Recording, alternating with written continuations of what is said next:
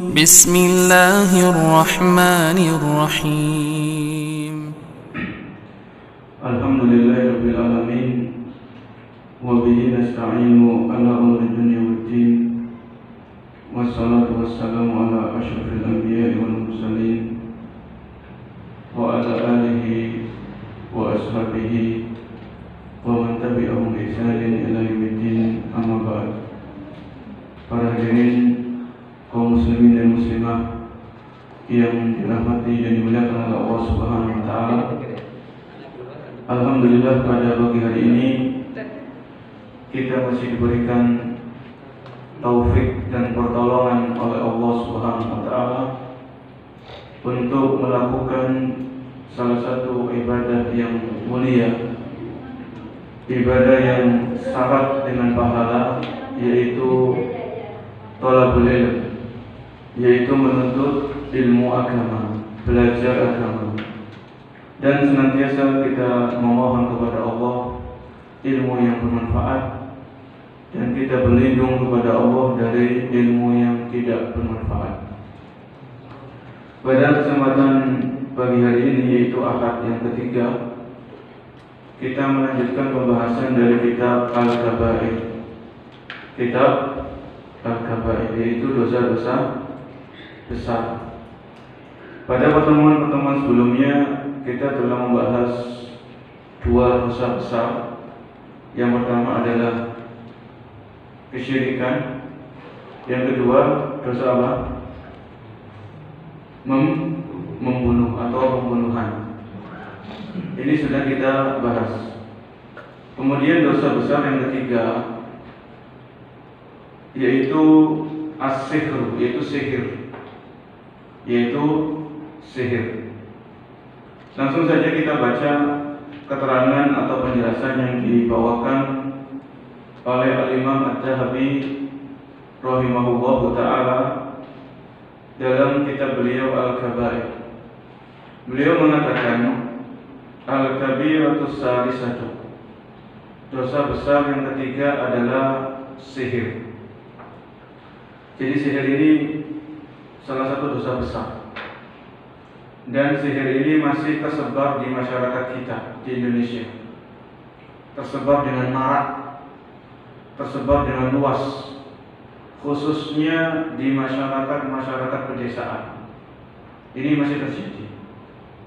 Entah itu karena sakit hati, entah itu karena hasad, entah itu karena dendam, atau alasan-alasan yang lain, maka seseorang dengan kejamnya dia mensihir. Dia datang ke tukang sihir, dia datang ke dukun atau yang semisalnya untuk mensihir orang yang dituju, orang yang dibencinya. Jadi pembahasan ini, para hadirin, pembahasan yang insya Allah penting dan insya Allah dan sangat-sangat penting. Dan kita membahas tentang sihir ini untuk kita jauhi, bukan untuk kita lakukan. Ya, jadi kita membahas dosa-dosa besar supaya kita tahu, kita paham, kemudian kita menjauhinya, bukan untuk melakukannya. Di sini beliau mengatakan as-sihru. Al-Imam Adz-Dzahabi, dosa besar yang ketiga adalah as-sihru. Li'anna as-sahira la budda an yukfa. Kenapa sihir itu kok dosa besar? Karena orang yang melakukan sihir atau tukang sihir atau dukun atau paranormal atau orang pintar, istilah apapun, tukang sihir ini mereka jatuh dalam kekufuran. Li'anna as-sahira la budda an yukfa. Bahwasanya tukang sihir ini mereka jatuh dalam kekufuran. Ya, jadi orang yang melakukan sihir ini bisa jatuh dalam kekufuran, keluar dari Islam. Di dalam Al-Quran, Allah Subhanahu wa ta'ala berfirman dalam surat Al-Baqarah ayat 102. Ini ayatnya panjang, ya. Surat Al-Baqarah ayat 102 yang menunjukkan bahwasanya dosa sihir ini dosa besar dan termasuk dosa yang menjerumuskan kepada kekufuran. Bisa dilihat kalau yang ada mushaf atau ada HP, yang HP-nya ada mushaf, atau ketik di Google gitu aja, Al-Baqarah 102, biar cepat. Di dalam Al-Quran, Al-Baqarah ayat 102, Allah menjelaskan, wattaba'u ma tatlu syayatinu ala mulki Sulaiman, dan mereka mengikuti apa yang dibacakan oleh setan-setan kepada kerajaan Sulaiman. Ya, jadi setan-setan ini pernah membacakan sesuatu kepada kerajaan Nabi Sulaiman. Dan mereka mengatakan bahwa Sulaiman telah mengerjakan sihir. Jadi orang-orang manusia yang hidup waktu itu mereka menuduh bahwasanya Nabi Sulaiman ini telah melakukan sihir, padahal tidak demikian. Allah Subhanahu wa taala memberikan keutamaan kepada Nabi Sulaiman bahwasanya bangsa jin itu nurut kepada Nabi Sulaiman. Nurut pada perintahnya Nabi Sulaiman, tapi itu bukan sihir. Tidak ada hubungannya sama sekali dengan sihir. Ya. Jadi Nabi Sulaiman di antara kelebihan beliau bahwasanya beliau bisa bahasa binatang. Beliau rakyatnya Nabi Sulaiman ini dari bangsa jin. Ya, jadi bangsa jin ini nurut terhadap apa yang diperintahkan oleh Nabi Sulaiman alaihissalam. Kembali kepada ayat tadi, ya, wa wattaba'u ma tatlu syayatinu ala mulki Sulaiman wa ma kafara Sulaiman. Dan Nabi Sulaiman bukanlah orang yang melakukan sihir, jatuh dalam melakukan perbuatan sihir. Wa ma kafara Sulaiman walakinna syayatin kafaru. Akan tetapi syaitan-syaitan itulah yang telah kafir karena mereka mengerjakan sihir, mengajarkan. Walakinna syayatin kafaru yu'allimuna an-nasa sihr. Jadi syaitan-syaitan ini mengajarkan kepada manusia untuk melakukan perbuatan sihir. Ya. Yu'allimuna an-nasa sihr wa ma unzila 'alal malakaini bi Babil Harut wa Marut, dan apa yang diturunkan ya kepada dua malaikat di negeri Babil, yaitu Harut dan Marut. Wa ma yu'allimani min ahadin hatta yaqula innama nahnu fitnatun fala takfur. Dan ketika Harut dan Marut ini mengajarkan, jadi Harut dan Marut ini dua malaikat yang Allah turunkan ke dunia untuk memutuskan hukuman antara manusia. Dan Harut dan Marut ini mengajarkan sihir untuk menguji siapa yang menjauhi sihir ini, tidak mau belajar, maka dia beriman. Siapa yang teruji, tergoda untuk belajar sihir, maka dia kafir. Oleh karena itu ketika Harut dan Marut ini mengajarkan sihir, mereka mengatakan, wa ma yu'allimani min ahadin hatta yaqula innama nahnu fitnah. Sesungguhnya kami ini ujian. Fala takfur, jangan kalian ikut-ikutan, jangan kalian kufur dengan melakukan perbuatan sihir. Fa yata'allamuna minhum ma yufarriquna bihi bainal mar'i wa zawji. Ada di antara orang-orang yang terpedaya, tergoda, akhirnya belajar sihir kepada Harut dan Marut. Yang dimana di antara dampak sihir ini apa? Allah mengatakan fayata'allamuna minhum ma yufarriquna bihi bainal mar'i wa zawji. Jadi sihir ini bisa memisahkan antara suami dengan istrinya. Suami yang awalnya itu sayang kepada istrinya, kemudian ada orang yang dengki, orang yang kasar, orang yang benci, gak senang, akhirnya disihir, suaminya disihir, akhirnya suaminya gak senang sama istrinya, marah-marah. Padahal semuanya sayang, semuanya akhlaknya baik sama istrinya, sama anak-anaknya, kemudian disihir, akhirnya suaminya ini apa? Marah-marah, memukul istrinya, zalim kepada istrinya, akhirnya cerai dan sebagainya.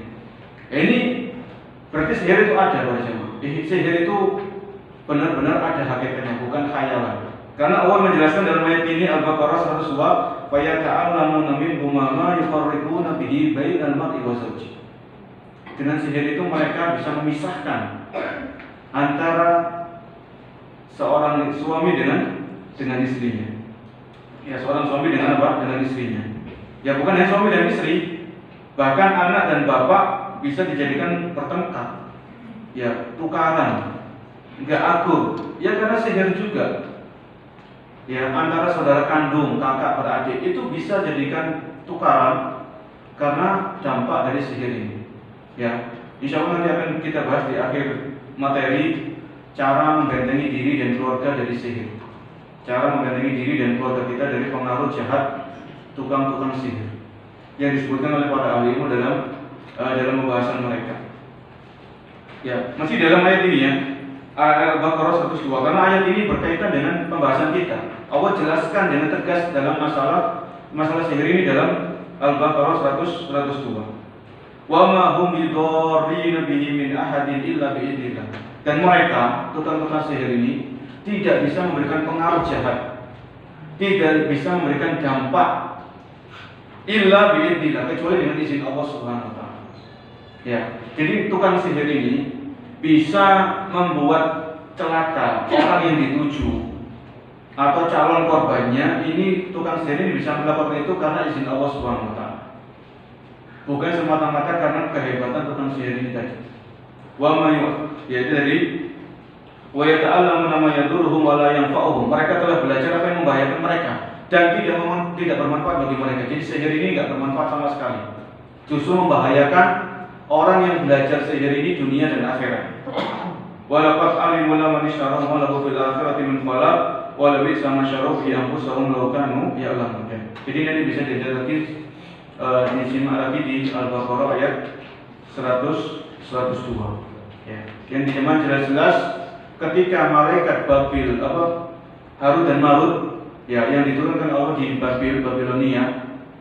Ini mereka mengajarkan sihir kepada manusia untuk menguji siapa yang tertarik kemudian ikut-ikutan belajar sihir, akhirnya dia kufur kepada Allah Subhanahu wa taala. Siapa orang-orang yang tetap beriman dalam keimanannya, tidak ikut-ikut campur, tidak mau belajar sihir, maka mereka mendapatkan pahala yang besar dari Allah Subhanahu wa taala. Ya. Kemudian sihir ini apa? Sebelum kita lanjutkan pembahasan yang disampaikan oleh Al-Imam Adz-Dzahabi, sihir itu apa? Sihir itu sesuatu yang samar atau yang tersembunyi sebabnya. Dari segi bahasa, as-sihru ma la tufa sababuhu wa khafiya. Segala sesuatu yang samar dan sesuatu yang tersembunyi sebabnya. Segala sesuatu yang samar atau yang tersembunyi sebabnya. Jadi samar, sihir ini samar. Gak bisa dilihat dengan mata kepala, gak bisa dilihat dengan panca indera. Misalnya ada seseorang, ini kisah saya dengarkan dari salah seorang ustaz. Seorang suami memuji istrinya seperti masalahnya ya, seperti bidadari, seperti artis. Padahal orang-orang lain tahu istrinya ya kayak gitu itu. Ya ini kan mau jadi teman-temannya ini yang paham. Suami ini terkena sihir ini mau ngomong tuh sungkan. Tapi sudah tahu wajah istri itu bagaimana, mereka teman-temannya tahu. Ya, jadi bisa jadi si istri orang tersebut itu kalau zaman kita namanya pelet atau susu atau pengasih ya atau apa namanya. Jadi suaminya ini disihir. Ya, sampai memuji istrinya berlebihan. Memuji istri itu boleh. Ya, tapi dalam batas kewajaran sesuai dengan kenyataan. Ya.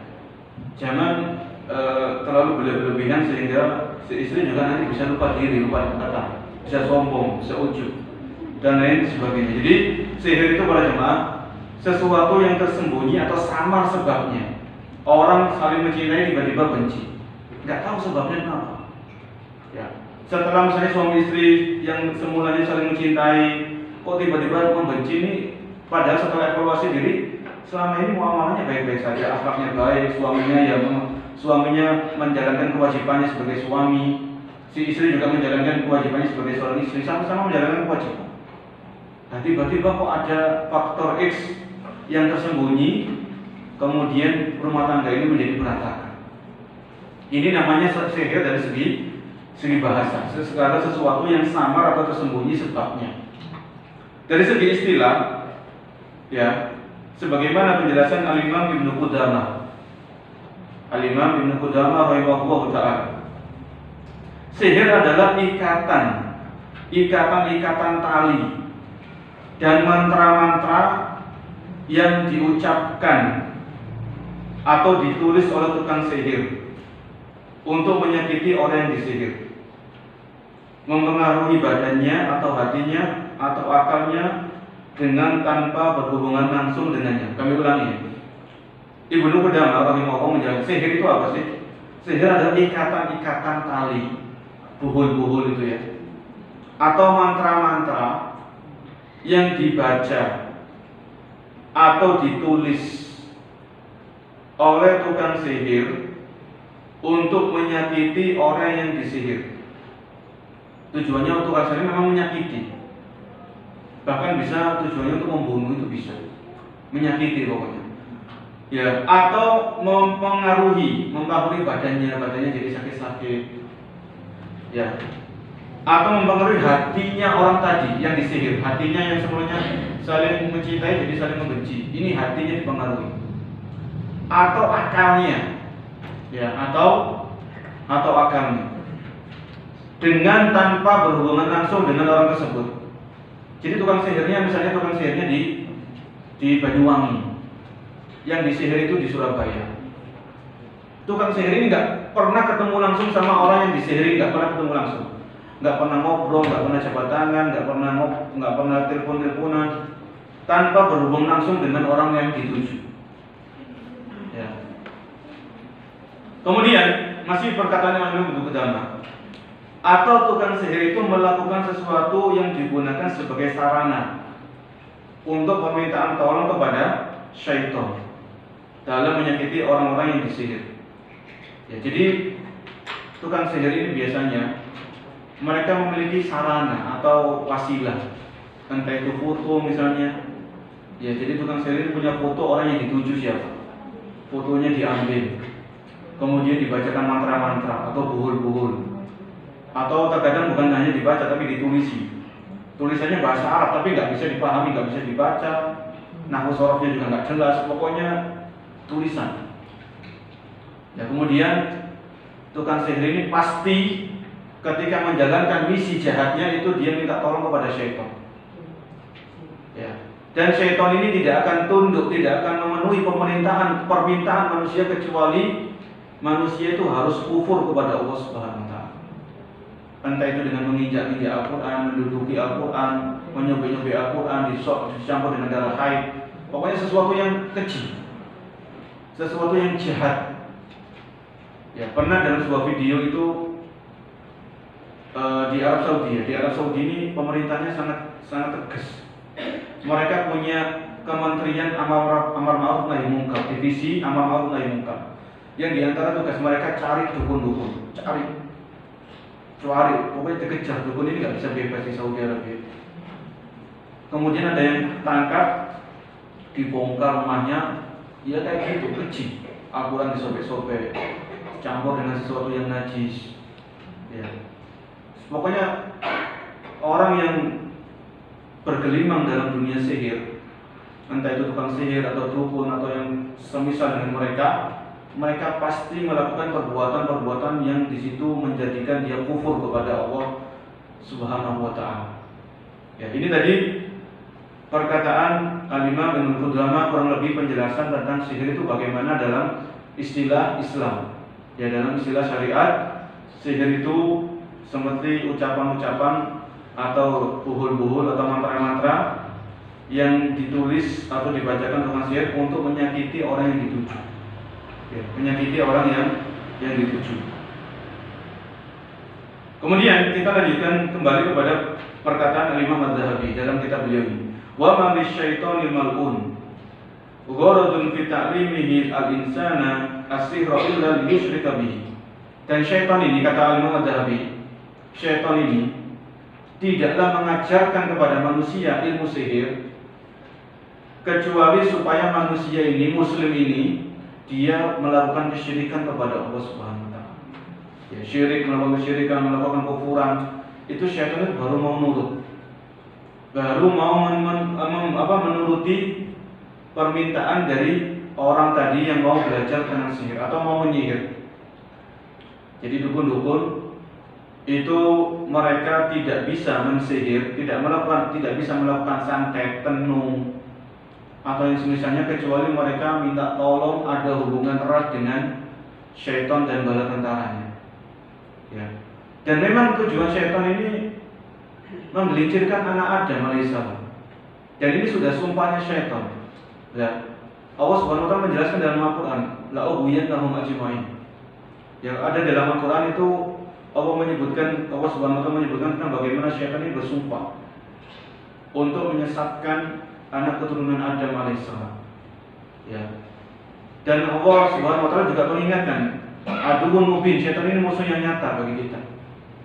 Maka di antara cara syaitan itu untuk menggelincirkan anak Adam alaihissalam, mengajarkan mereka sihir, membantu mereka untuk melakukan sihir dengan syarat mereka melakukan kesyirikan atau hal-hal yang berbau kekufuran. Jadi tujuan syaitan, misinya syaitan ya seperti itu, mencari teman sebanyak-banyaknya di neraka jahanam, mencari teman sebanyak mungkin untuk sama-sama masuk ke dalam neraka jahanam. Ini kata Imam Adz-Dzahabi rahimahullahu ta'ala. Kemudian Imam Adz-Dzahabi menyebutkan ayat di surat Al-Baqarah tadi ya 102 yang sudah kita sebutkan tadi. Ya, di antaranya wa may yu'allimani min ahadin hatta yaqula innama nahnu fitnatun fala takfur.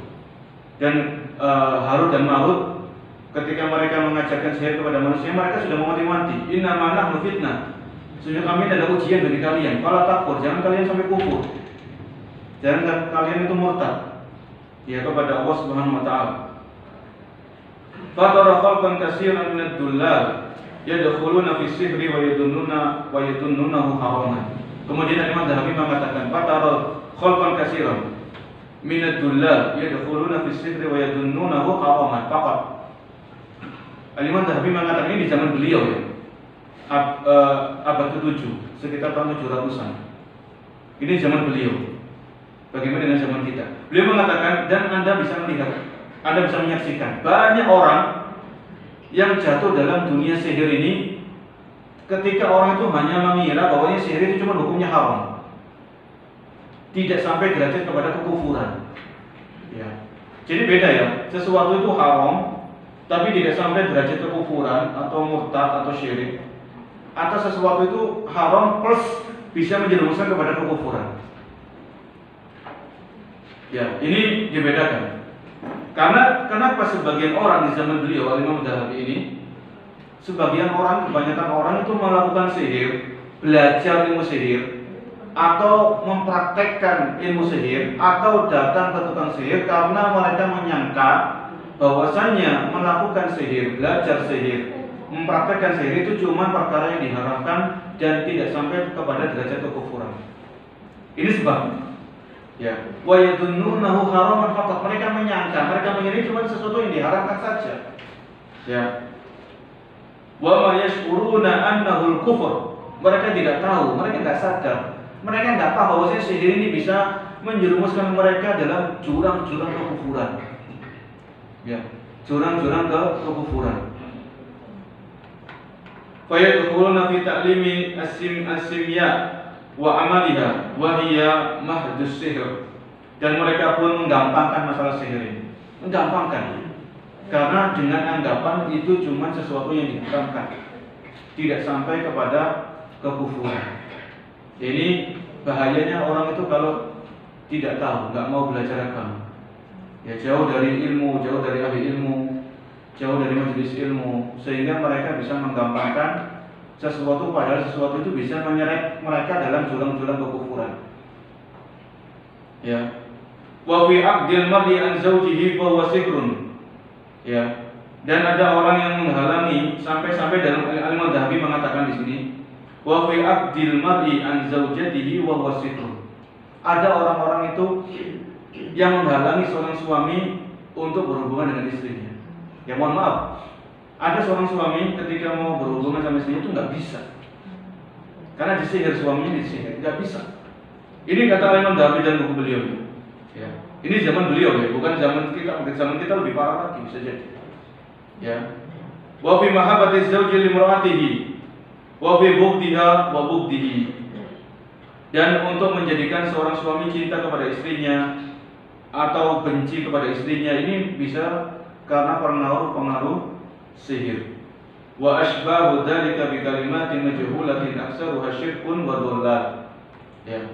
Dan dengan kalimat-kalimat yang lain yang tidak bisa dipahami maknanya, yang itu adalah menjerumuskan kepada kesyirikan dan kesesatan plus kekufuran. Ini menurut penjelasan Al-Imam Adz-Dzahabi rahimahullahu taala. Kemudian beliau mengatakan, Wa haddus sahiri al-qatlu. Terus bagaimana hukuman yang cocok, hukuman yang pas untuk tukang sihir? Beliau mengatakan wa haddus sahiri al-qatlu. Hukuman bagi tukang sihir adalah dibunuh. Wis dibunuh. Enggak ada kata lain, harus dibunuh tukang sihir. Seandainya dia bertobat, yang misalnya ada tukang sihir ketangkap. Kalau di Saudi ya, di Saudi misalnya ada tukang sihir, ada dukun ketangkap. Oke, dia bertobat, silakan bertobat. Ini kalau dia bertobat, keyakinan Ahlussunnah wal Jamaah, kalau seorang muslim dan muslimah itu melakukan perkara-perkara yang dosa besar, bahkan sampai derajat kekufuran, kalau dia tobatnya jujur, tobat nasuha, maka itu hubungan dia antara dengan Allah, Allah menerima taubatnya. Ya, selama nyawa belum di kerongkongan atau selama matahari belum terbit dari barat. Tapi hukuman harus tetap ditegakkan, harus tetap ditegakkan. Ya, karena supaya apa? Supaya orang itu gak menggampangkan masalah sihir ini, tidak meremehkan masalah sihir. Oh, kalau saya belajar sihir, kalau saya mempraktekkan sihir, ya, kalau saya bergelimang dengan dunia sihir, saya akan dibunuh. Maka orang yang mau melakukan sihir ini dia mikir-mikir, saya mau dibunuh. Ya. Bahkan tukang sihir ini ketika dia dibunuh dia nggak bisa melindungi dirinya, kan gitu. Kalau sudah ditegakkan tuh hukuman nggak bisa. Ya. Ini kata Imam Az-Zahabi rahimahullahu taala. Diriwayatkan dari Nabi SAW. Hadis dari Nabi SAW ini sebetulnya bukan hadis tapi perkataan para sahabat. Haddus sahiri darbatun bisayfi. Ya. Hukuman bagi tukang sihir adalah dipukul dengan pedang, maksudnya lehernya ditebas dengan pedang. Darbatun bisayfi. Ya. Maka dia dihabisi nyawa. Tentunya di sini harus kita pahami yang menegakkan hukuman ini adalah para pemerintah, bukan individu-individu, bukan masyarakat umum, bukan main hukum sendiri, tidak. Ya, hukuman potong tangan, hukuman rajam bagi pezina, hukuman mati bagi tukang sihir ini dikembalikan kepada pemerintah kaum muslimin. Ya, kalau misalnya di negeri kita tukang sihir, dukun itu masih berkeliaran, ya memang belum ditegakkan apa yang disebutkan oleh Al-Imam Az-Zahabi itu hukuman mati bagi tukang sihir belum ditegakkan. Ya. Maka tinggal kita kalau sudah tahu kita mau mati-mati, kita membentengi diri kita jangan sampai kita terjebak dalam dunia sihir. Kita membentengi diri keluarga kita jangan sampai ikut-ikutan dalam masalah sihir. Ya. Itu saja yang bisa kita lakukan. Ya. Supaya dosa sihir ini tidak terus menyebar luas di kehidupan kaum muslimin. Ya. Karena dengan sihir ini seseorang itu akan nggak nyaman hidupnya. Orang saling mencintai dibuat saling membenci. Ya. Orang bersaudara tiba-tiba dibuat tukaran. Ya. Maka kehidupan itu tidak akan tentram kalau memang sihir ini masih berkeliaran. Kalau sihir ini masih terus dijalankan. Praktek-praktek sihir ini masih terus menjamur di masyarakat ini, kehidupan itu tidak akan tenang. Ya, Islam datang untuk memberikan kenyamanan kepada setiap muslim dan muslimah. Ini harus kita perhatikan. Ya, jadi hukuman yang disebutkan oleh para ahli ilmu, diantaranya dari perkataan para sahabat. Para sahabat dahulu itu mereka menghukum bagi tukang sihir dengan hukuman dibunuh. Ya, disebutkan oleh seorang ulama. Ya, seorang tabi'in namanya Bajalah bin Ubaidah bin Abdah. Atana kitab Umar radhiyallahu anhu qabla mautihi bi sana anqulu kula sahirin wa sahirati. Umar bin Khattab, salah seorang khulafaur rasyidin setelah Abu Bakar As-Siddiq radhiyallahu anhu. Umar bin Khattab ketika beliau menjabat sebagai pemimpin umat Islam, sebagai khalifah, setahun sebelum beliau wafat. Ya, Umar bin Khattab radhiyallahu anhu setahun sebelum beliau meninggal, itu beliau nulis surat dikirim kepada gubernur-gubernur. Ya, yang isi suratnya itu uqtulu kulla sahirin wa sahiratin. Bunuh setiap tukang sihir laki-laki maupun perempuan. Semuanya. Ini perintah tegas dari Umar bin Khattab. Dan beliau seorang pemimpin umat Islam. Ya, ini kalau pemimpin sudah memerintahkan maka harus dilaksanakan. Selama perintahnya bukan menyelisih syariat. Dan ini bukan menyelisih syariat. Jadi Umar ini tegas. Aliktulu kulla sahirin wa sahiratin. Bunuhlah setiap tukang sihir, laki-laki maupun perempuan, enggak pandang bulu. Ya, dibunuh. Ini supaya kejahatan sihir ini tidak terus-menerus beranak pinak. Ya, ini untuk kemaslahatan manusia, untuk kemaslahatan kaum muslimin, bukan untuk apa ya, untuk kekejaman, HAM dan sebagainya. Bukan seperti itu. Islam ini agama yang memperhatikan hak asasi manusia. Ya. Karena kejahatan sihir ini sudah sangat-sangat bahaya sampai derajat kekufuran, maka hukuman yang pantas yaitu dibunuh. Tentunya adalah yang menjalankan adalah pemerintah kaum muslimin. Kemudian Imam Dzahabi membawakan hadis Nabi SAW dari Abu Musa Al-Asy'ari radhiyallahu anhu. Anna Nabiy sallallahu alaihi wasallam bersabda, salah satu la yadkhulul jannah. Ada 3 golongan yang tidak akan masuk surga. Ada 3 golongan yang tidak masuk surga. Mudminu khamrin, orang yang kecanduan khamr, kecanduan minum-minuman keras. Wa qati'u rahimin, dan orang yang memutuskan silaturahmi. Hati-hati, yang memutuskan silaturahmi ini diancam oleh Nabi tidak masuk surga. Kemudian yang ketiga, wa musaddiqun bisihri, orang yang membenarkan tentang sihir. Membenarkan ini bisa dengan belajar, dengan mempercayai dukun, kemudian dengan mendukung apa yang dilakukan oleh dukun tadi, ya. Kemudian pokoknya hal-hal yang di situ ada sifat pendukungan kepada kejahatan sihir. Wa musaddiqun bisihri. Rawahu Ahmad, ini hadis riwayat Ahmad, ya, hadis riwayat Imam Ahmad. Jadi di sini intinya apa? Ketika Nabi SAW menyebutkan ada 3 macam yang tidak masuk surga, maka di sini para ulama tentunya menjelaskan tidak masuk surga ini bukan berarti kekal di dalam neraka. Kecuali kalau tukang sihir tadi ya, dia tahu sihir itu bisa menjerumuskan pada kekufuran, tapi tukang sihir ini ngeyel, keras kepala. Dia terus dalam perbuatan sihirnya sampai dia mati, maka yang seperti ini dia diancam di dalam neraka, kekal dalam neraka. Tapi kalau orang itu sebelum dia meninggal dia taubat, ya. Jadi orang yang tidak masuk surga ini ada 2 macam. Tidak masuk surga berarti kekal di dalam neraka.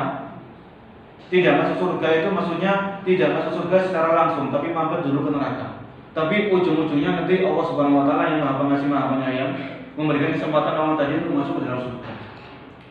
Jadi orang yang tidak masuk surga itu 2 macam. Tidak masuk surga karena kekal di dalam neraka ini orang kafir, orang munafik, orang musyrik, ya, orang ateis.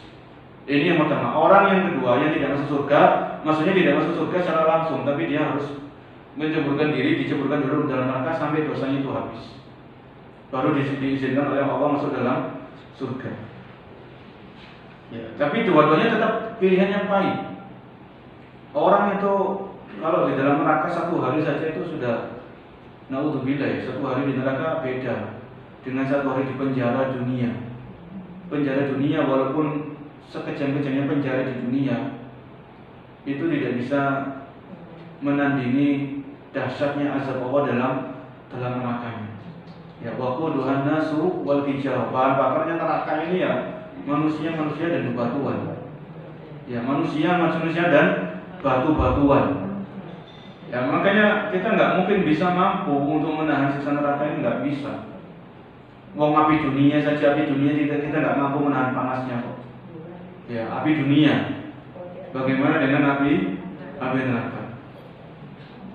Kemudian Al-Imam Ad-Dzahabi membawakan hadis yang lain. Wa an Ibnu Mas'ud radhiyallahu anhu marfu'an.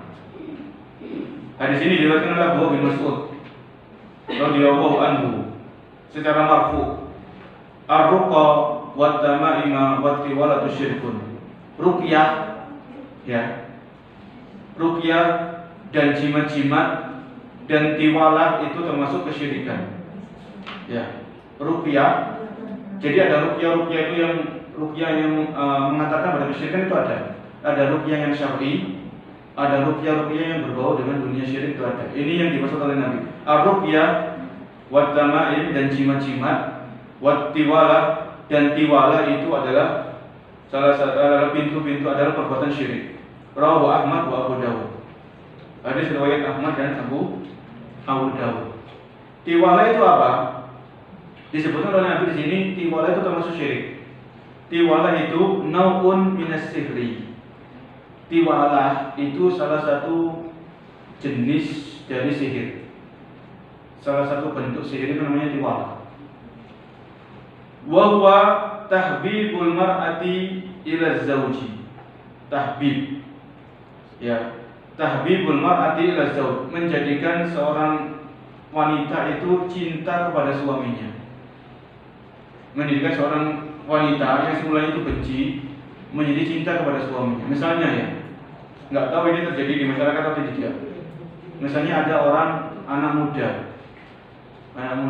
datang melamar seorang wanita, melamar dengan baik-baik, melamar melalui bapaknya. Ternyata anak muda ini ditolak lamarannya, ditolak. Ya, ditolak karena alasan syariah, bukan ditolak karena nggak ada alasannya. Tolak. Kemudian anak muda ini nggak tahu agama, nggak tahu ajaran Islam.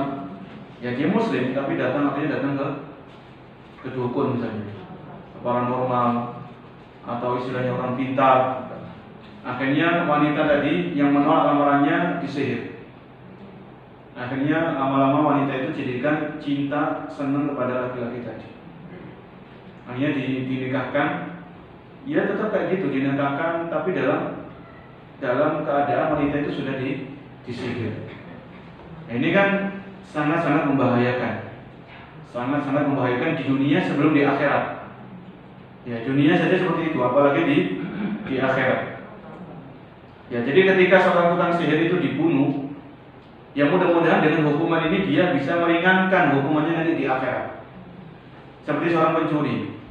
Seorang pencuri ketika ketahuan, kemudian dia ada bukti-buktinya, ada saksinya, kemudian dihadirkan di pengadilan, kemudian pengadilan menegakkan hukum potong tangan bagi pencuri itu sampai segini ya, bukan tangan seluruhnya, enggak, bukan sampai siku-siku, tapi cuma sampai pergelangan tangan. Ya mudah-mudahan dengan hukum potong tangan ini bisa minimal meringankan azab orang ini di neraka atau tidak diazab sama sekali oleh Allah Subhanahu wa taala. Ini dikembalikan kepada Allah Subhanahu wa taala. Ya. Begitu juga hukuman rajam bagi pezina. Orang yang sudah nikah kok berzina, ini dirajam sampai orang ini meninggal, dilempari batu. Jadi hukuman-hukuman yang Allah sebutkan dalam Al-Qur'an atau hukuman-hukuman yang disebutkan oleh Nabi SAW dalam hadis-hadis beliau, hukuman had ini tujuannya adalah supaya membuat manusia itu jerah, membuat orang lain itu jerah, nggak menggampangkan pencurian, nggak menggampangkan zina, tidak menggampangkan sihir. Ya. Di sisi yang lain, bahwa alam dengan hukuman itu mudah-mudahan di akhirat orang yang bersangkutan diringankan siksanya atau tidak disiksa oleh Allah Subhanahu wa taala. Ya. Karena Allah tidak akan menzalimi hambanya sedikit pun. Ya, Allah tidak akan menzalimi hambanya sedikit pun. Ini dari beberapa teks ya, beberapa hadis yang dibawakan oleh Al-Imam Adz-Dzahabi rahimahullahu ta'ala. Masih dalam masalah ini, jadi pengharaman sihir itu Allah sebutkan tadi dalam surat apa? Surat Al-Baqarah ayat 102. Di dalam ayat yang lain, saya baru ingat, di dalam ayat yang lain yang menunjukkan bahwasanya sihir itu ada dan bisa membahayakan. Ketika Allah Subhanahu wa taala memerintahkan kita membaca surat Al-Falaq. Di antara isi surat Al-Falaq, wa min syarri naffasati fil 'uqad. Dan aku berlindung kepada Allah min syarr, dari keburukan, kejahatan. An-nafasat. An-nafasat itu tukang-tukang sihir wanita yang meniupkan sihirnya ke buhul-buhul, ke tali-tali. Al-uqad itu tali ya. Wa min syarri naffasati fil 'uqad.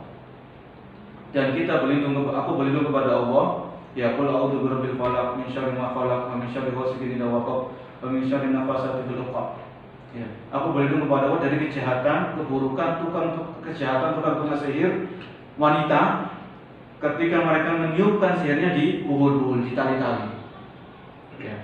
Ini menunjukkan apa? Bahwasanya sihir itu ada dan bisa membahayakan. Seandainya sihir itu nggak ada, sihir itu cuman khayalan, nggak ada wujudnya, nggak mungkin Allah SWT memerintahkan kita untuk berlindung kepadanya dari kejahatan sihir. Ya. Jadi ini sekali lagi bukti yang nyata bahwa sihir itu ada dan bisa membahayakan di saat Allah SWT menurunkan ayat, menurunkan surat yang di situ ada ayat yang kita berlindung kepadanya dari kejahatan tukang-tukang sihir. Di dalam ayat tadi, wa min syarrin nafasat, dari tukang-tukang sihir wanita yang meniupkan sihirnya ke bodohnya. Bukan berarti nggak ada tukang sihir laki-laki, nggak ada. Ada tukang sihir laki-laki, ada. Dukun laki-laki itu ada. Namun kebanyakan, khususnya di zaman dulu, itu tukang sihir itu wanita. Tukang sihir itu dari kaum wanita. Ya, oleh karena itu kalau kita lihat di ayat tadi, wa min syarrin nafasat. Kalau yang belajar bahasa Arab, an-nafasat ini jamak muannas salim. Jamak muannas salim. Ini untuk wanita. Ya. Tapi tetap kita juga berlindung kepada Allah dari kejahatan tukang sihir yang laki-laki. Ya, semuanya kita berlindung kepada Allah karena Allah Zat yang Maha Kuat, Al-Qawiyyu. Ya, Al-Hayyul Qayyum. Zat yang Maha Hidup, yang Maha Berdiri sendiri. Ya, ini tadi berkaitan dengan sihir, bahwasanya Allah memerintahkan kita untuk berlindung dari kejahatan sihir. Masih berkaitan dengan sihir juga, bahwasanya di zaman Nabi Musa alaihissalam, Nabi Musa alaihissalam itu beliau menghadapi siapa? Tukang sihirnya Fir'aun. Jadi Fir'aun punya tukang sihir. Ya. Fir'aun punya tukang sihir yang ahli dalam dunia sihir. Ya, seniornya tukang sihir ini yang dimiliki oleh Fir'aun. Allah menyebutkan faida khibalahum wa isiyuhum yukhayyalu ilaihi min sirrihim anha tas'a. Ya. Jadi ketika tukang sihir melemparkan tali-tali mereka, ya, melemparkan tongkat-tongkat mereka, yukhayyalu ilaihi min sirrihim anha tas'a. Jadi Nabi Musa melihat tali-tali yang dilemparkan tukang sihir tadi, tongkat-tongkat yang dilemparkan tukang sihir tadi berubah menjadi ular yang berjalan. Anha tas'a. Ya. Ini menunjukkan sihir itu ada. Bahkan di zaman Nabi Musa sudah ada. Zamannya Fir'aun. Ya. Jadi tongkat atau tali-tali itu dilemparkan, kemudian tukang-tukang sihir ini mengerahkan kemampuannya, semuanya dikerahkan. Akhirnya tongkat tadi atau tali tadi dilihat oleh Nabi Musa seperti ular-ular yang berjalan. Anha tas'a. Gitu. Kemudian Allah Subhanahu wa taala memberikan mukjizat kepada Nabi Musa alaihissalam. Kemudian Nabi Musa melemparkan tongkatnya, dan tongkatnya Nabi Musa berubah jadi ular yang memakan ular-ular yang dimiliki oleh tukang sihir tadi. Dimakan, dihabisi. Akhirnya ketika tukang sihir itu melihat kejadian yang dialami oleh Nabi Musa, tukang sihir ini tahu apa yang dilakukan oleh Nabi Musa ini bukan sihir, ini namanya mukjizat. Jadi para jemaah, ada 3 macam, ada 3 hal yang harus kita pahami. Yang pertama mukjizat, yang kedua itu karomah, yang ketiga ini sihir. Mukjizat itu kejadian luar biasa yang Allah tampakkan kepada para rasul. Ya, mukjizat itu kejadian luar biasa yang Allah tampakkan kepada para rasulnya, para utusan-utusannya. Ya, seperti Nabi Musa tadi alaihissalam, seperti Nabi Ibrahim yang beliau dibakar kemudian Allah selamatkan. Ini mukjizat. Ini jadi mukjizat ini khusus untuk para rasul, khusus untuk para rasul. Nabi Isa menyembuhkan orang sakit, ya, menghidupkan orang mati. Ini dengan izin Allah, ini mukjizat. Adapun karomah itu kejadian luar biasa yang Allah tampakkan kepada para wali-walinya, wali-wali Allah Subhanahu wa taala. Ini karomah. Ya. Kejadian luar biasa yang Allah tampakkan kepada para wali-walinya, yaitu wali-wali Allah Subhanahu wa taala, auliya Allah. Tentunya wali di sini harus kita pahami dengan pemahaman yang benar. Wali itu orang-orang yang beriman dan bertakwa. Ya, wali itu orang yang beriman dan bertakwa. Sebagaimana kisahnya siapa? Kisahnya Maryam alaihissalam. Maryam ini ibunya siapa? Nabi Isa alaihissalam. Maryam ini seorang wali Allah Subhanahu wa taala. Beliau bukan seorang nabi, karena nabi bukan dari kaum perempuan. Nabi dan Rasul bukan dari kaum wanita. Tapi Maryam ini wali Allah Subhanahu wa taala. Orang yang dekat kepada Allah Subhanahu wa taala.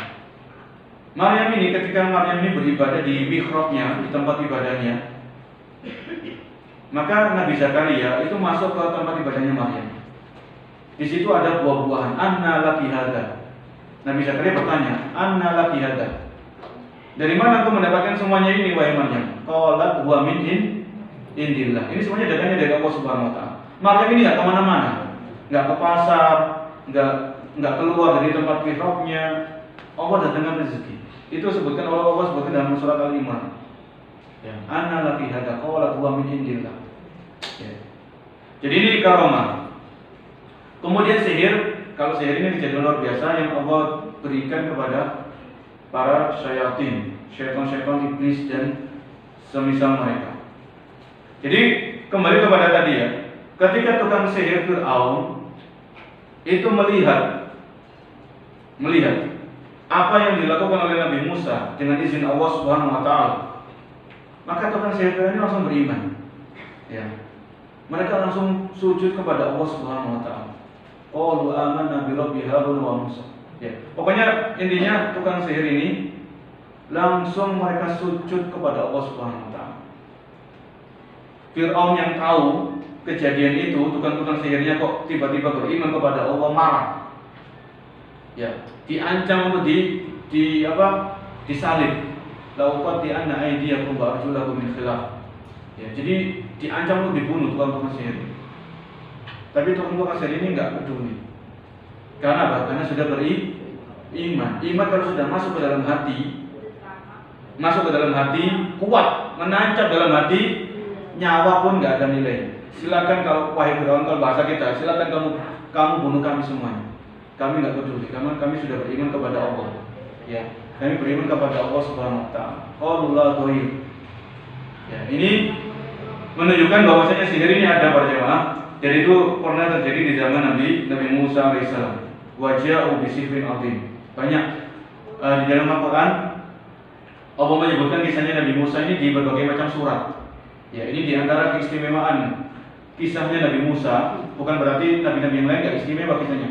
Di antara hal-hal yang menarik dari kisahnya Nabi Musa ini, Allah sebutkan kisahnya Nabi Musa ini berbagai macam surat. Ada di surat Tauha, ya, ada di surat Asy-Syu'ara, ada di surat An-Nazi'at, ya, ada di berbagai macam surat, ya, ada di surat Al-Qasas, ya, dan lain sebagainya. Ini tadi penjelasan tentang sihir. Kemudian kita tambahkan juga sihir ini ada 3 macam. Sihir ini ada tiga macam. Sihir hakiki, yaitu sihir yang ada kenyataannya, ya, seperti sihir yang mempengaruhi badan sehingga menjadikan orang itu sakit atau menjadikan orang itu terbunuh. Ini sihir hakiki. Seperti ini istilah kita adalah tenung, santet, teluh atau yang semisalnya. Ya. Jadi sihir hakiki itu sihir yang ada kenyataannya, seperti sihir yang mempengaruhi badan sehingga menjadikan orang itu sakit atau terbunuh. Ya. Kemudian yang kedua, sihir yaitu takhyil. Ya, takhyil. Misalnya sihir takhyil ini yaitu tukang sihir yang menggunakan kekuatan daya khayalnya untuk menggambarkan khayalan-khayalan atau tiruan-tiruan. Ya, misalnya daun. Jadi tukang sihir ini daun itu dirupakan jadi uang. Ini namanya takhyil. Ya. Jadi orang itu kasih daun, dikira sama orang ini uang. Dikira uang karena orang yang dikasih itu sudah disihir duluan. Ini namanya takhyil. Yaitu tukang sihir menggunakan kekuatan daya khayalnya, lalu ia menggambarkan khayalan-khayalan atau tiruan-tiruan atau bentuk-bentuk, lalu ia tampilkan kepada indera orang yang melihat, sehingga orang itu melihat seolah-olah melihat kepada kenyataannya. Ya. Ini juga termasuk sihir, yaitu sihir takhyil. Atau misalnya orang membawa besi, dikasih besi dikira orang itu adalah emas, padahal itu adalah besi. Ya. Ini namanya sihir takhyil. Ya, takhyil. Tapi nggak sampai menyakiti orang yang dituju, enggak. Cuman kayak penipuan gitu ya, mentakhil ya, apa? Iya, kayak gendam, kayak hipnotis, kayak gitu. Ya. Jadi ini juga namanya sihir. Kemudian ada yang ketiga, sihir majazi. Bagaimana sihir majazi itu? Yaitu kejadian yang samar, yang sebabnya karena dilakukan dengan kecepatan gerakan tangan. Ya. Jadi ada orang-orang tertentu dia latihan, ya, kayak pesulap-pesulap itu ya. Ada pesulap yang memang pesulap ini kan macam-macam. Ada pesulap yang memang mereka berhubungan dengan syaitan, jin dan kawan-kawannya. Ada pesulap itu yang mereka latihan gerakan tangan, kecepatan dan sebagainya. Ya. Ini namanya majazi. Ya, sihir dengan yang menggunakan kecepatan gerakan tangan, ya, atau yang semisalnya.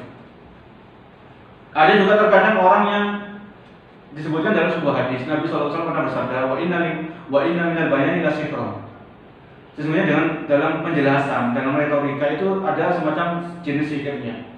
Jadi ada orang itu yang misalnya dia pintar ngomong, pintar retorika, ya, dia menjelaskan begini, akhirnya orang itu tertarik. Ya, ini bukan sihir yang terlarang ya. Jadi wa inna minal bayani la sihra. Sesungguhnya dalam penjelasan orang itu ada semacam sihirnya. Jadi yang terlarang itu kalau jadi sihir yang terlarang kesimpulannya ya, atau kurang lebih titik temunya itu sihir yang terlarang itu sihir yang dilakukan oleh seseorang ketika sihir itu berhubungan dengan syaitan, jin, atau hal-hal yang berbau kekufuran. Atau juga sihir yang terlarang itu sihir untuk melakukan penipuan, mengambil harta orang, ya, dengan cara yang batil dan lain sebagainya. Jadi ini disebutkan oleh para ahli ilmu di antara bentuk-bentuk apa? Bentuk-bentuk sihir. Jadi ada 3 macam. Yang tentunya harus kita hati-hati dan kita waspadai, termasuk gendam, ya, hipnotis dan lain sebagainya. Kemudian yang berikutnya, cara membentengi diri dan keluarga dari kejahatan sihir. Ya, jadi kita insya Allah sudah tahu dan mudah-mudahan dan kita nggak mau lah, kita harus jauh dari yang namanya sihir ini karena berat, ya, berat dunia dan akhirat, berat sekali. Maka caranya bagaimana? Kita ingin dan kita perlu, kita butuh untuk membentengi diri dan keluarga dari kejahatan dukun, tukang sihir, paranormal, orang pintar dan lain sebagainya. Yang pertama, hendaknya setiap muslim dan muslimah menjaga tauhid dan bertawakal kepada Allah Subhanahu wa taala. Menjaga tauhid dan senantiasa menjaga tawakal kepada Allah Subhanahu wa taala. Ini penting. Ya, kalau di pekan kedua ada kajian tauhid, ikut ya, sama masuk mubarak wa alim. Ya, semuanya kajian kita ikut. Kajian yang bermanfaat kita ikut, khususnya tauhid. Menjaga tauhid, karena dengan menjaga tauhid kita memurnikan ibadah kita hanya untuk Allah Subhanahu wa taala. Kita jauhi kesyirikan. Kita bertawakal kepada Allah Subhanahu wa taala. Allah berfirman dalam surat An-Nahl ayat 99 dan ayat ke-100. An-Nahl, Allah berfirman, "Innahu laisa lahu sultan 'alal ladzina amanu wa 'ala rabbihim yatawakkalun. Innama sultanuhu 'alal ladzina yatawallawnahu wal ladzina hum bihi musyrikun." Ini perhatikan. Sesungguhnya syaitan dan kawan-kawannya dan bala tentaranya itu tidak memiliki kekuasaan atas orang-orang yang beriman. Wa 'ala rabbihim yatawakkalun, dan mereka bertawakal kepada Allah Subhanahu. Jadi kalau orang itu beriman dan dia bertawakal kepada Allah, menggantungkan urusannya kepada Allah, menyandarkan urusannya kepada Allah, maka syaitan ini tidak bisa memberikan bahaya kepada orang tersebut. Innahu laisa lahu sultanun 'alal ladzina amanu wa 'ala rabbihim yatawakkalun. Kalau orang itu beriman kepada Allah, ya, beriman kepada rukun 6 semuanya, khususnya yang pertama beriman kepada Allah, kemudian dia bertawakal kepada Allah, maka syaitan tidak bisa membahayakan. Syaitan tidak bisa macam-macam kepada orang yang seperti ini sifatnya. Wa 'ala rabbihim yatawakkalun. Ya, oleh karena itu para jemaah, penting kita senantiasa menjaga tawakal kita kepada Allah, khususnya biasanya ketika kita keluar rumah. Karena Nabi mengajarkan kita bismillahirrahmanirrahim. Tawakkaltu 'ala Allah wa la haula wa la quwwata illa billah. Baca doa ini, jangan lupa. Ya, pergi ke pasar, pergi ke tempat kerja, Hatta begitu majelis taklim, sampai kita pergi majelis taklim ya baca doa ini. Ya karena orang-orang jahat itu kan berkeliaran ya. Orang yang terkena gendam, orang yang terkena hipnotis, bisa jadi salah satu faktornya dia tidak bertawakal, kurang tawakalnya kepada Allah Subhanahu wa taala. Ya. Kemudian masih di An-Nahl ayat 100-nya, innama sultanuhu 'alal ladzina yatawallawnahu wal ladzina hum bihi musyrikun. Sesungguhnya syaitan itu bisa lalu pasar, ya, memberikan bahaya kepada orang yang berpaling dari Allah Subhanahu wa taala, jauh dari Allah Subhanahu wa taala. Wal ladzina hum bihi musyrikun, dan mereka melakukan kesyirikan kepada Allah Subhanahu wa taala. Ini cara yang pertama untuk membentengi diri adalah dengan menguatkan tauhid dan senantiasa menanamkan sifat tawakal kepada Allah Subhanahu wa taala. Ini yang pertama. Kemudian yang kedua, disebutkan oleh para ahli ilmu, yang kedua untuk membentengi diri dan keluarga dari kejahatan para pelaku-pelaku sihir atau perdukunan, melaksanakan kewajiban-kewajiban yang Allah perintahkan dan menjauhi apa-apa yang Allah haramkan. Ya, intinya menjaga ketakwaan. Dalam sebuah hadis Nabi SAW bersabda, hadis ini pernah kita bahas di majelis ini juga. Ya, ketika kami menggantikan semubarah beliau berhalangan, Nabi SAW bersabda, ya gulam, ini wali muka kalimat, wahai anak kecil, aku akan mengajari kamu beberapa kalimat. Ihfadillah ya fatka. Jagalah Allah, niscaya Allah akan menjagamu. Maksudnya menjaga Allah bagaimana? Allah Maha Kuat, Allah nggak butuh sama makhluknya. Menjaga Allah di sini kata para ulama adalah menjaga perintah-perintah Allah Subhanahu wa taala dengan melaksanakannya. Menjaga larangan-larangan Allah dengan meninggalkannya. Kalau orang itu senantiasa memperhatikan kewajibannya, menjauhi yang haram, ya, maka Allah akan menepati janjinya melalui lisan Nabi sallallahu alaihi wasallam. Nabi SAW beliau yang jujur, ya, beliau kalau ngomong ihfadillah yafatka, jagalah Allah, niscaya Allah akan menjagamu, ini janji. Ya, janji Allah melalui lisan Rasul sallallahu alaihi wasallam. Kalau orang itu menjaga Allah, Allah akan menjaga orang tersebut. Menjaga perintah-perintah Allah, kewajiban-kewajiban dilakukan, salat 5 waktu, berbakti sama orang tua, ya, silaturahmi. Ini semuanya kewajiban-kewajiban kita laksanakan. Maka Allah akan menjaga kita ini, menjaga diri kita, ya, dari kejahatan-kejahatan orang yang hasad, kejahatan tukang sihir, kejahatan orang yang dengki dan sebagainya. Menjaga harta kita, menjaga anak-anak kita, ini termasuk menjaga. Allah akan menjagamu. Ihfadillah yafatka. Jagalah Allah, niscaya Allah akan menjagamu. Menjaga kita. Allah akan menjaga kita itu berbagai macam. Menjaga badan kita, menjaga tubuh kita, menjaga kesehatan kita, menjaga anak-anak kita, menjaga harta kita. Ini terus menjaga. Dan yang paling penting, ketika Allah menjaga hambanya, yahfatka, Allah Subhanahu wa taala akan menjaga si hamba ini dari berbagai macam syubhat dan syahwat. Penyimpangan-penyimpangan, pikiran-pikiran yang sesat ini dijaga oleh Allah Subhanahu wa taala. Ya. Khususnya ketika sakaratul maut. Ini penting.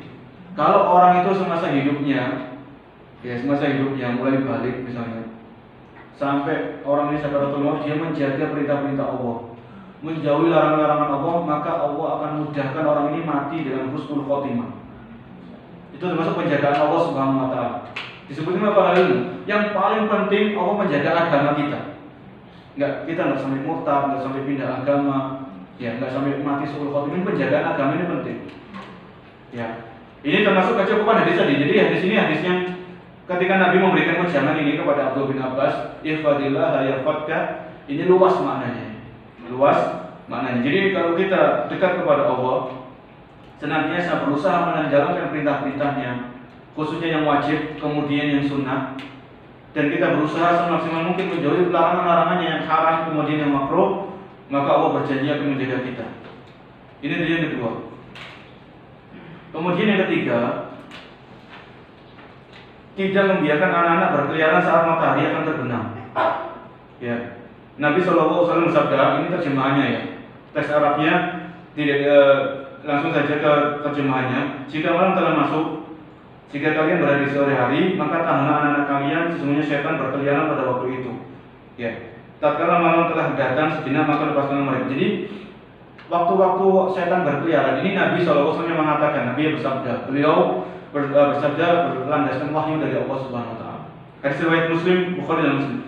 Jadi setan itu berkeliaran ketika matahari akan terbenam, menjelang maghrib.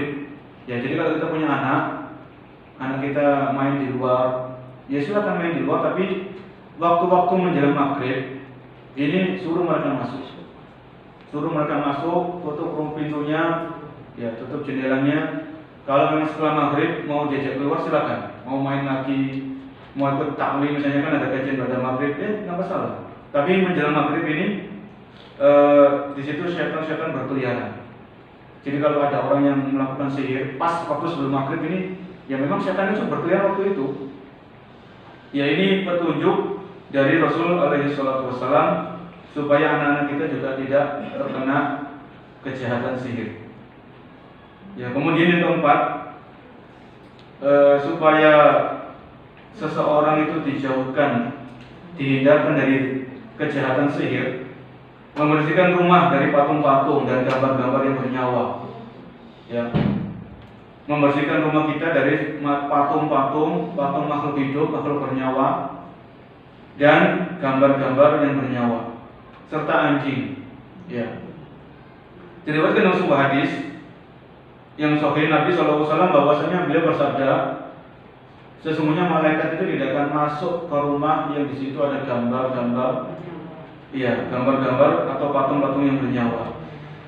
Ya kalau malaikat itu nggak masuk, berarti yang masuk kan syaitan.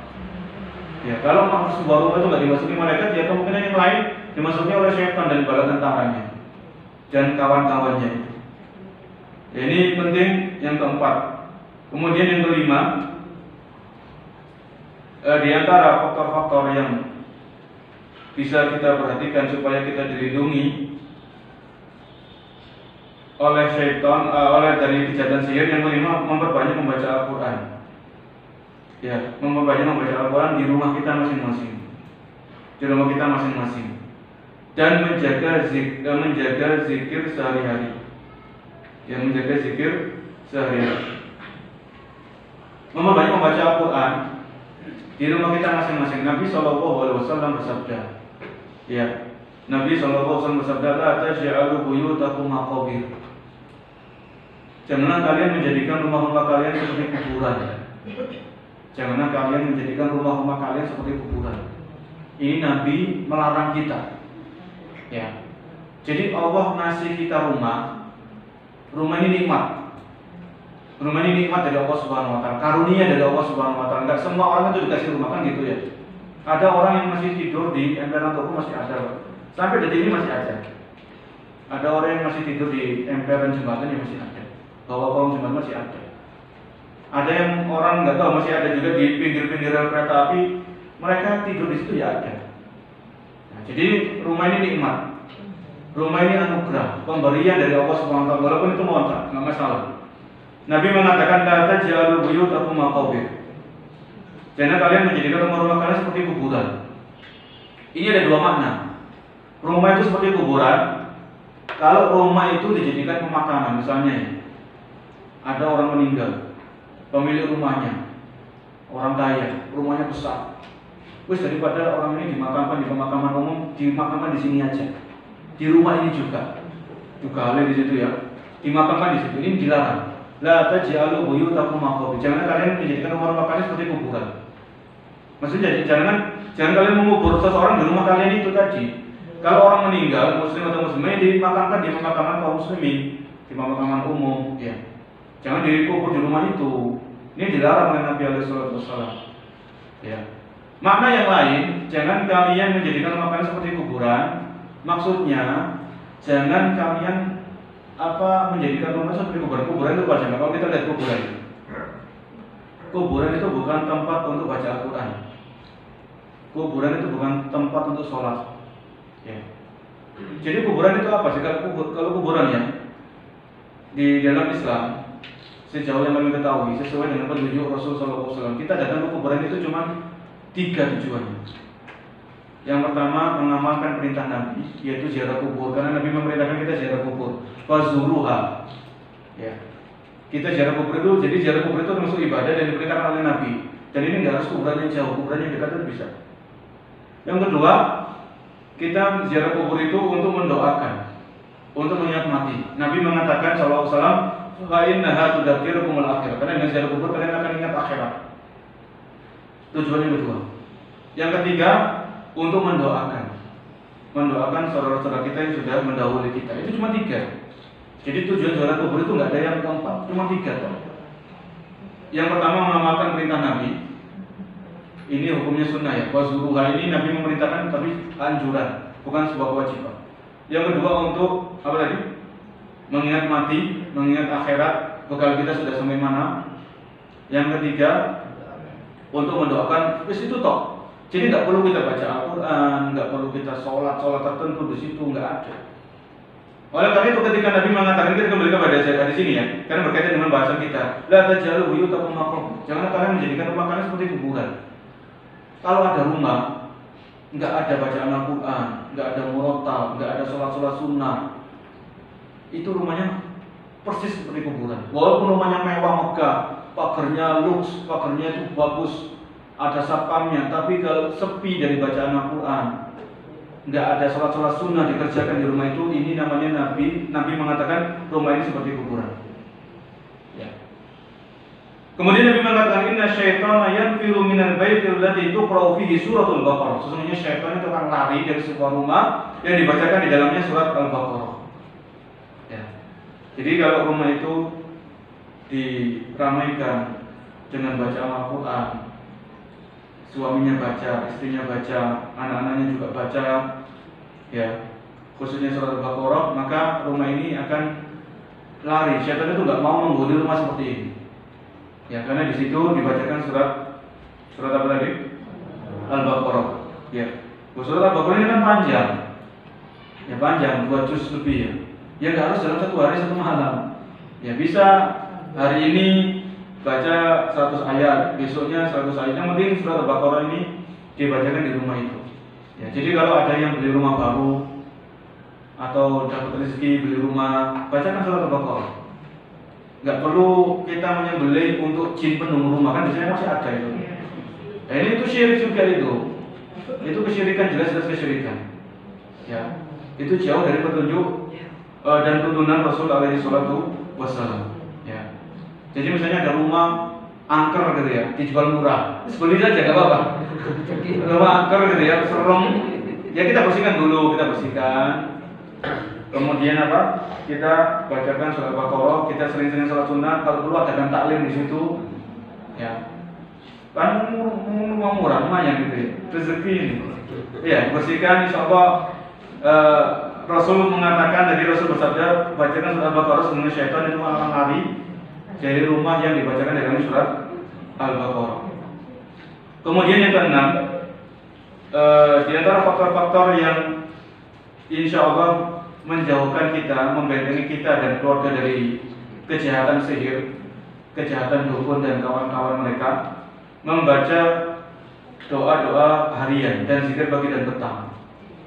Ya, membaca zikir pagi dan petang dan doa-doa yang diajarkan oleh Rasul Shallallahu Alaihi Wasallam. Ya, zikir pagi dan petang ini penting. Karena bahkan di antara zikir pagi dan petang kita dianjurkan membaca surat Al-Falaq. Di antara sini surat Al-Falaq, wa min syarri nafasati fil uqad. Dan kita berlindung, aku berlindung kepada Allah dari kejahatan tukang sihir yang meniupkan mantra-mantranya kepada tali-tali atau ikatan-ikatan. Ya, itu penting. Maka sesibuk apapun sempatkan baca zikir pagi dan petang. Kalau lupa, baru ingat kalau sudah matahari sudah terbit, masalah tetap dibaca saja. Ya, tetap dibaca karena ini insya Allah akan membentengi kita dan keluarga dari namanya kejahatan makhluk-makhluk halus seperti jin, syaitan dan lain sebagainya.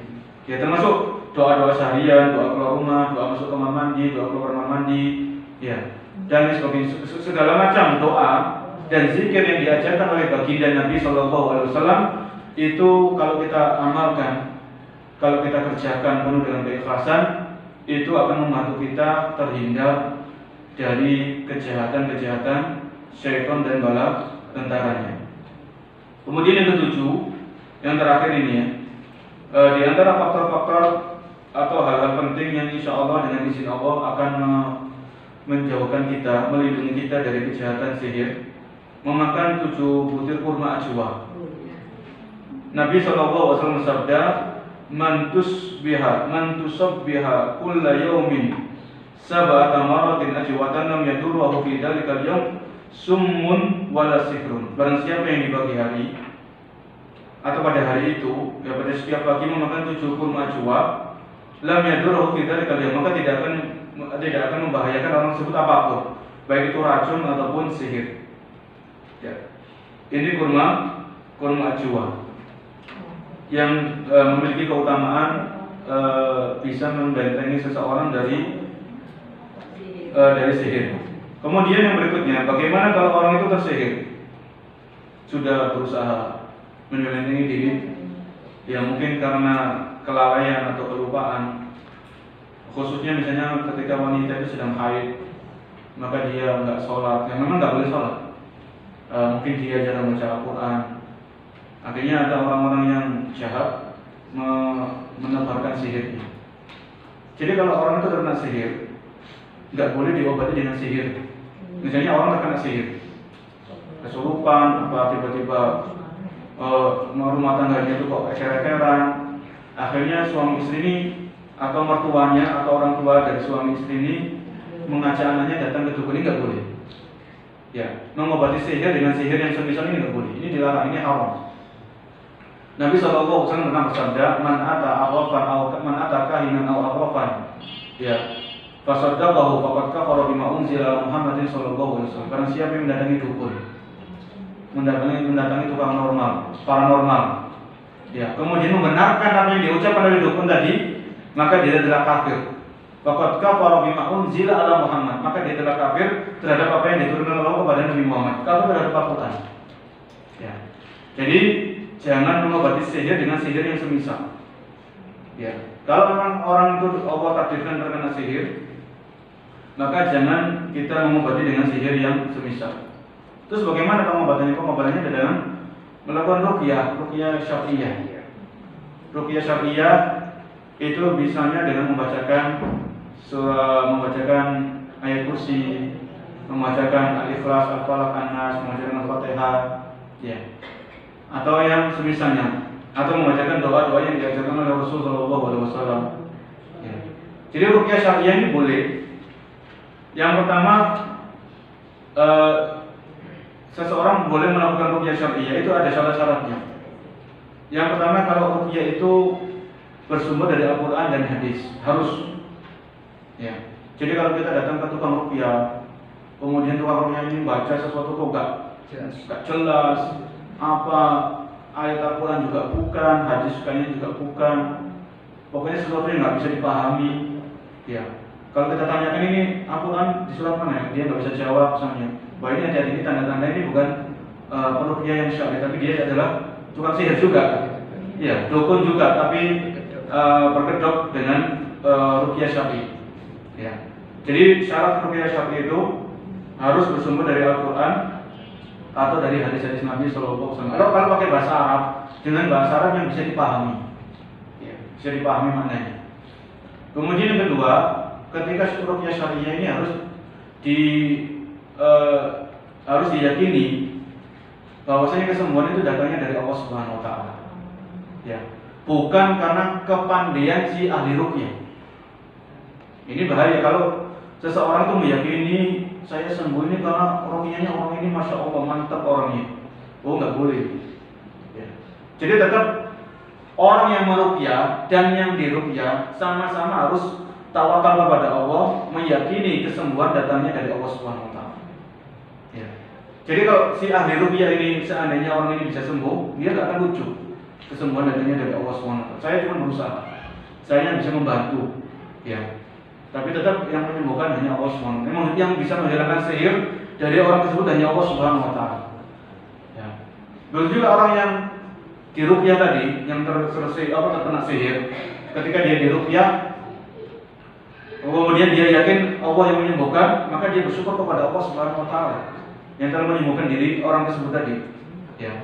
Dan dia akan berusaha mendekatkan diri kepada Allah Subhanahu wa taala dan dia akan enggak akan terlebih lagi supaya tidak terkena sihir di waktu yang akan datang juga. Ya. Ini yang kedua. Kemudian yang ketiga, berkaitan dengan ruqyah syar'i ini juga diperhatikan masalah aurat. Ya. Kalau perempuan itu diruqyah sama laki-laki yang bukan mahram, ya maka jangan berdua-duaan. Kemudian jangan mau kalau disuruh buka auratnya nggak boleh. Ya, nggak boleh. Harus tetap menjaga batasan-batasan syariat, batasan-batasan yang telah ditetapkan oleh Allah dan Rasulnya dalam masalah aurat ini. Ini harus kita perhatikan dan masih banyak mungkin hal-hal lain yang berkaitan dengan ruqyah syar'i. Jadi kalau kita masih belum paham bisa ditanyakan kepada orang lain yang bisa memahami dalam hal ini. Mungkin ini yang bisa kita sampaikan. Jadi kesimpulannya para jemaah yang dimuliakan oleh Allah Subhanahu wa taala berkaitan dengan sihir ini, sihir adalah dosa besar yang disebutkan oleh Allah Subhanahu wa taala dalam Al-Qur'an, surah Al-Baqarah dan surah Al-Falaq tadi. Dan juga Nabi sallallahu alaihi wasallam menyebutkan dalam hadis yang sahih, "Ijtanibus sab'al mubiqat." Jauhilah 7 dosa yang membinasakan. Yang pertama adalah syirik, yang kedua adalah sihir. Ya. Ada 7 dosa yang membinasakan, di antaranya yang pertama Nabi menyebutkan kesyirikan, yang kedua Nabi menyebutkan tentang sihir. Ini dosa yang membinasakan. Ya, yang menghancurkan pelakunya di dunia, terlebih-lebih nanti di akhirat. Ya, wallahu a'lam. Mungkin ada yang mau menambahkan atau ada yang bertanya, kita persilakan.